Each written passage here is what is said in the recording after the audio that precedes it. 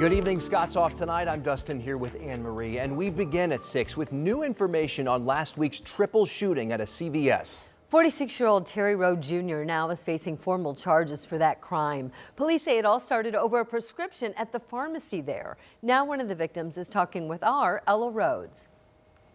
October 7th was not a normal day of work for Jerry Brady as a shift manager at this CVS on 10th Street. There was a bunch of screaming in the back of the store at the pharmacy. I go to the back of the store to see what's going on. The guy is at the counter, like berating one of our techs. According to new court documents, that pharmacy tech left the building. But police say the suspect, 46-year-old Terry Rowe Jr., continued harassing the employee outside as she waited for her ride home. At that point, go put something in his front pocket. I knew it was a gun. I know it was. I called my store manager at that time, and I said, I feel for our lives. And she said, call the police. After the pharmacy tech's boyfriend arrived to pick her up, police say he's seen in surveillance video talking to Rowe outside. That's when police say Rowe pulled a gun and started shooting, hitting the pharmacy tech outside and Brady, who was still inside the store. My arm, literally just flew back, and I was losing so much blood they thought I was going to die. Police say the pharmacy tech's boyfriend returned fire, shooting at Rowe, and was released by police after questioning. Within an hour, police say Rowe showed up at a local hospital for a gunshot wound. This had a lot of cooperation from community members, people that had just witnessed a shooting, something very traumatic, and were able to stay on scene and offer that information to us and help us identify suspects. 1 week later, IMPD says they arrested Rowe, who allegedly shot Brady and the other employee.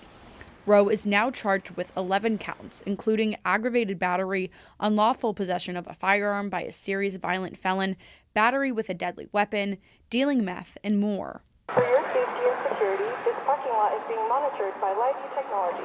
Brady is still recovering from surgery. She says doctors put in 2 plates and 22 screws in her arm. I will stay on it and make sure that he goes to prison. Seeking justice on her road to recovery. In Indianapolis, Ella Rhodes, 13 News. Police say they pulled Rowe and his wife over at a traffic stop yesterday. The couple then allegedly fled in their car, starting a chase before police then arrested Rowe and his wife. Rowe is due in court Thursday morning. New tonight, we've now learned the Marion County judge assigned to the case against Fox Sports analyst Mark Sanchez has filed to recuse herself. Court documents didn't go into detail about why the judge made the request in the case. Sanchez, meantime, will appear in court virtually. This will be next week. It'll be his first pretrial conference. He's facing several charges, including felony battery resulting in serious bodily injury.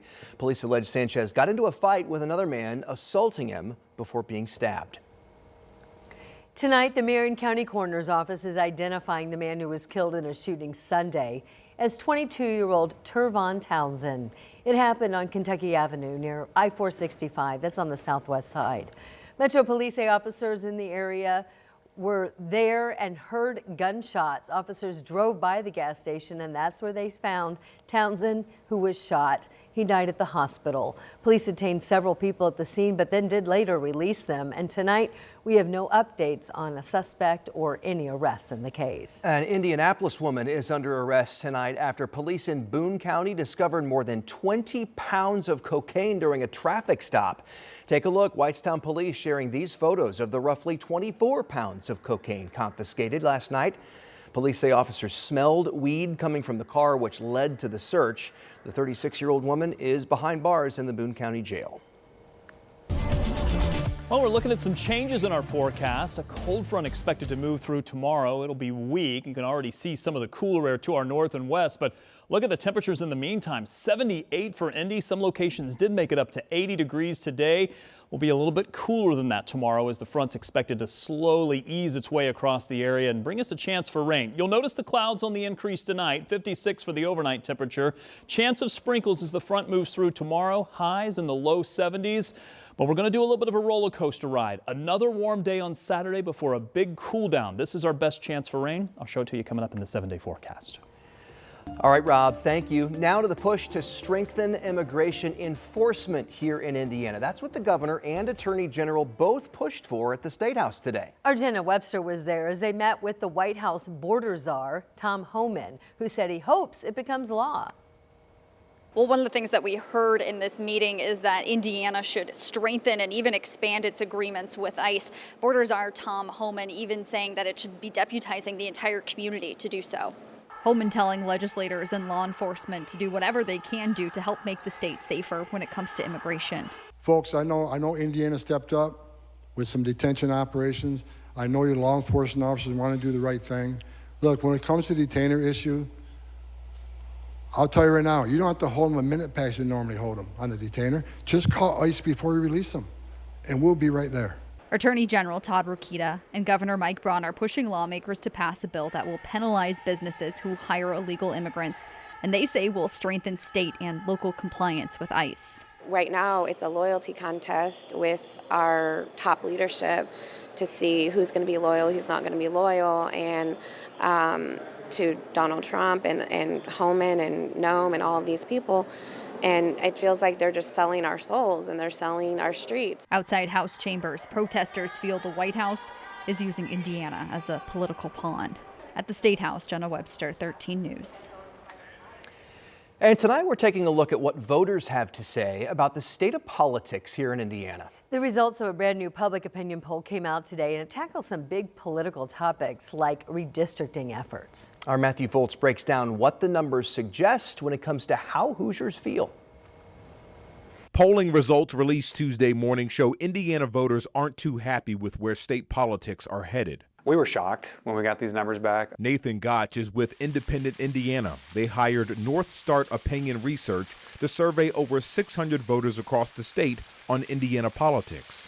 This is a Republican polling firm, and so what we found is the Republican Party is not popular in Indiana. Mike Braun is not popular. Diego Morales is not popular. It's not like the Democratic Party is popular either. People are just upset. They're sick and tired of the way things are going. They don't like the two-party system. The poll found that 53% of Indiana voters believe the state is going in the wrong direction. About 49% say they don't favor President Donald Trump, and 43% say they don't favor Governor Mike Braun. Right now, just politics seems like it's not working. Our government and our state government doesn't really seem like they have the ability to solve problems. And when they do try to do something like the property tax reform, oftentimes it feels like they're breaking more than they're fixing. Another big topic on this survey was thoughts on redistricting. 13 News has been covering this for a while now as lawmakers weigh on whether this is something that should happen here in Indiana. Hoosier voters are not in favor of redistricting. 53% of them say that this is a bad idea and they don't want it. Only 34% support redistricting. And when you dig into the partisan splits, where are Republicans at, that's what we wanted to see.